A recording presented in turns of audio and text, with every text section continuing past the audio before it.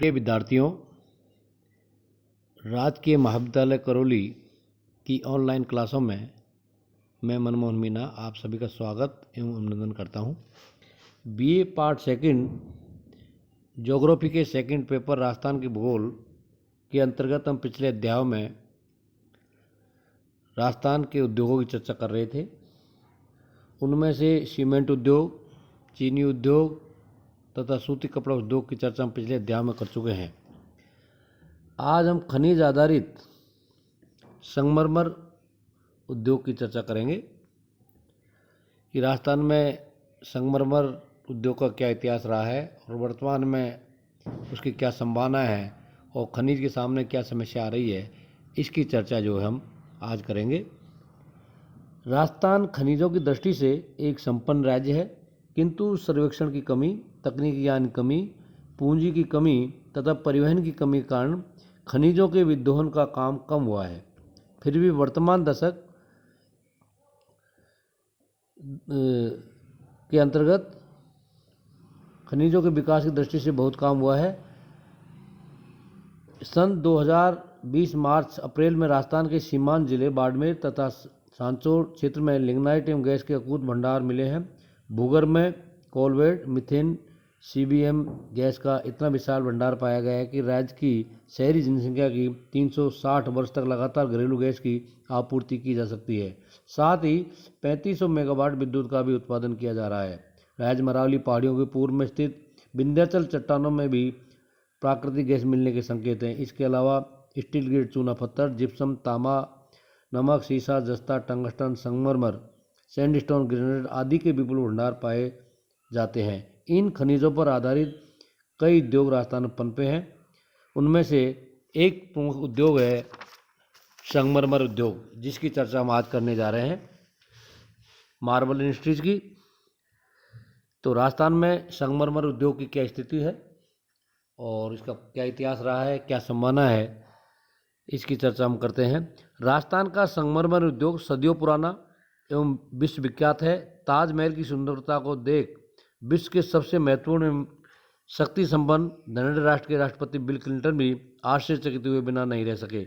यह मकराना के संगमरमर की ही देन है। यह देश के अलावा विदेश में भी भेजा जाता है। संगमरमर खानों से निकले ब्लॉक इस उद्योग का कच्चा माल कहा जा सकता है। ब्लॉक्स की प्राप्ति मकराना, भैंसलाना, डूंगरी, राजनगर, आंधी आदि स्थानों से होती है। स्थानीय स्तर पर उद्योग के सस्ते कुशल श्रमिक मिल जाते हैं। संगमरमर की उत्पादन में राजस्थान का एक अधिकार है। आज संगमरमर का उद्योग मकराना तक ही सीमित नहीं रह गया है, वरन किशनगढ़ एवं राजसमंद में भी फैल गया है। मकराना का संगमरमर राजस्थान के नागौर जिले के मकराना कस्बे के 20 किलोमीटर की परिधि में उत्तम गुणवत्ता वाला संगमरमर प्राप्त होता है। यह पत्थर लगभग 25 किलोमीटर लंबी पट्टी में जयपुर जोधपुर रेलवे लाइन के सहारे मकराना कस्बे के आर पार पाया जाता है। इसकी खानें मकराना, बोरावड़, डूंगरी एवं आसपास पाई जाती है। यहाँ लगभग 500 खानों से संगमरमर निकाला जाता है तथा कई इकाइयाँ जिनमें गैंगसा मशीनें भी है संगमरमर का टाइल्स के रूप में तथा बड़ी स्लैब्स के रूप में माल तैयार करती है। मकराना के अलावा इसका प्रमुख उत्पादन जिला राजसमंद है। यहाँ जिले के राजनगर, आमेट, अगरिया, सरदारगढ़, सहराव, मोरचूना, पीररेड़ा, बहरोड़ के अलावा गुंजौल, मसुंद, तासोल, सापोल क्षेत्र में यह उद्योग फैला हुआ है। यहाँ लगभग 1500 मार्बल खदानें हैं, जिन पर वर्तमान में अरबों रुपए निवेशित है। यहाँ लगभग 2500 छोटी बड़ी मार्बल प्रसंस्करण इकाइयाँ भी है, जिन पर करोड़ों रुपया निवेशित है। इन स्थानों के अलावा संगमरमर का उत्पादन भैंसलाना जयपुर, खो अलवर, आंधी जयपुर, आबू रोड सिरोही, राजनगर उदयपुर, बरझड़िया पाली, दौलतपुर एवं कियमपुर अजमेर से भी संगमरमर निकाला जाता है। सन 1966 में संगमरमर का उत्पादन 63,000 टन था, जो बढ़कर 1981 में 240,000 टन हो गया। सन 1991 में 16,000 टन का उत्पादन हुआ।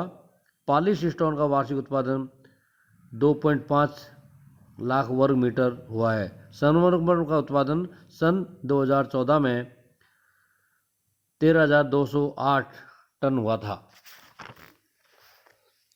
अब हम चर्चा करते हैं संगमरमर उद्योग की समस्याओं की कि क्या क्या समस्याएं इसके सामने है। उनमें सरकारी संरक्षण का अभाव, गलाकाट प्रतिस्पर्धा, तीसरा सस्ते एवं कुशल श्रम की कमी, चौथा पुरानी मशीनें, पांचवा पूंजी का अभाव और छठा शक्ति एवं केरोसिन की कमी। ये 5 ऐसे कारण हैं जो इस उद्योग को प्रभावित करते हैं, इसके लिए समस्याएं उत्पन्न करते हैं। सबसे पहले हम चर्चा करते हैं सरकारी संरक्षण का अभाव। उद्योग की प्रमुख समस्याएं तो बहुत सारी है, किंतु हाल ही में नई आयात निर्यात नीति की केंद्र सरकार ने 30 अप्रैल 2000 को घोषणा की। उसमें विश्व व्यापार संगठन एवं अमेरिकी दबाव और वैश्वीकरण के बढ़ते प्रभाव कारण संगमरमर एवं ग्रेनाइट को मुक्त व्यापार सूची में सम्मिलित कर लिया गया। इससे उद्योग की कमर टूट गई, क्योंकि पूंजी का अभाव, पर्याप्त वित्तीय संसाधनों की कमी, वैज्ञानिक खनन का अभाव, तकनीकी सहायता एवं ज्ञान की कमी एवं इटली, अरब, ईरान देशों की बड़ी कंपनियों की कलाकाट प्रतिस्पर्धा के कारण यह उद्योग अब संकटग्रस्त हो गया है। राज्य सरकार ने एक अध्यादेश जारी कर लघु मार्बल कटरों पर प्रसंस्कृत होने वाले मार्बल खंडों, लाफरों पर रॉयल्टी 100 रुपये प्रति टन से बढ़ाकर 700 रुपये प्रति टन कर दी, अर्थात 7 गुना अधिक अर्थभार उद्यमी एवं उपभोक्ता दोनों को ही सहना पड़ेगा। सरकार ने सन 1998 के रॉयल्टी अध्यादेश के अंतर्गत 36 इंच कटर पर 5,000 रुपये, 36 से 48 इंच कटर पर 10,000 और 48 इंच से बड़े कटर पर 25,000 रुपये प्रति वर्ष तय की है। ये दरें अब जनवरी 2000 से लागू है। परिणाम स्वरूप कटर चलाना ही असंभव सा हो गया है। अधिकांश कटर बंद पड़े हैं। रोटी रोजी कमाने मजदूर अन्यंत्र पलायन करने को मजबूर है। इस प्रकार राज्य सरकार का रॉयल्टी बढ़ाने का अध्यादेश एवं केंद्र सरकार का 30 मार्च को 2020 को जारी की गई आयात निर्यात नीति के तहत संगमरमर एवं ग्रेनाइट पत्थर को मुक्त लाइसेंस आयात सूची में सम्मिलित करने के आदेश से संगमरमर उद्योग को मरणसन्न स्थिति में ला दिया है। किशनगढ़, राजसमंद, मकराना, जयपुर में विश्वकर्मा आदि सभी स्थानों के कटर, पॉलिशिंग, प्रोसेसिंग सभी काम ठप पड़े हैं। दूसरा जो कारण जो इसे प्रभावित करता है, संगमरमर उद्योग को स्थिति को कमजोर करता है, वो है गलाकाट प्रतिस्पर्धा।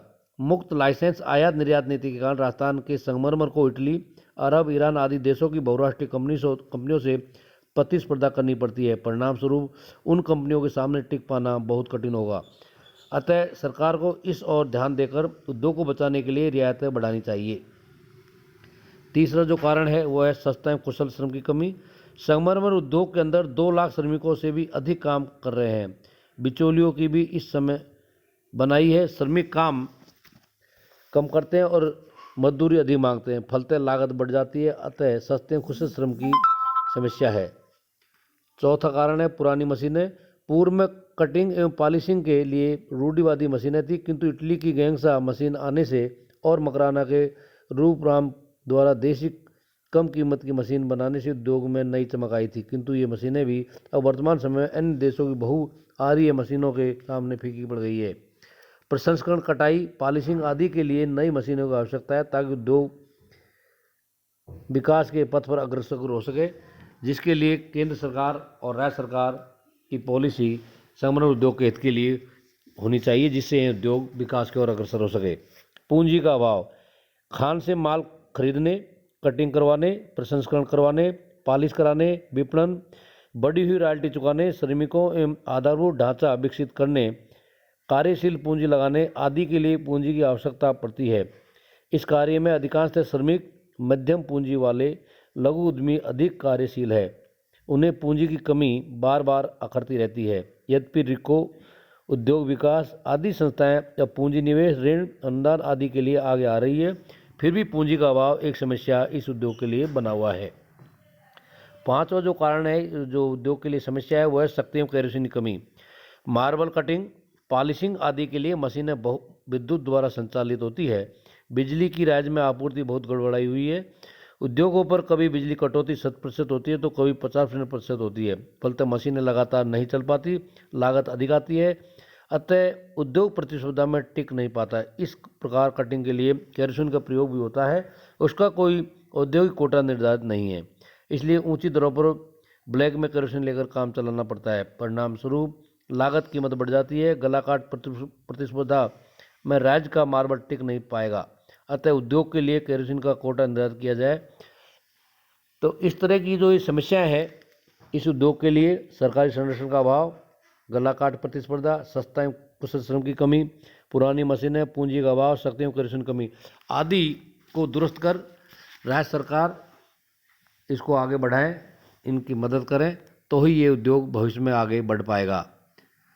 वर्तमान समय कोरोना महामारी का चल रहा है, अतः जब एक जागरूक नागरिक होने के नाते आपका हमारा कर्तव्य है कि कोरोना से होने वाले नुकसान की जानकारी हम समाज में पहुंचाएं।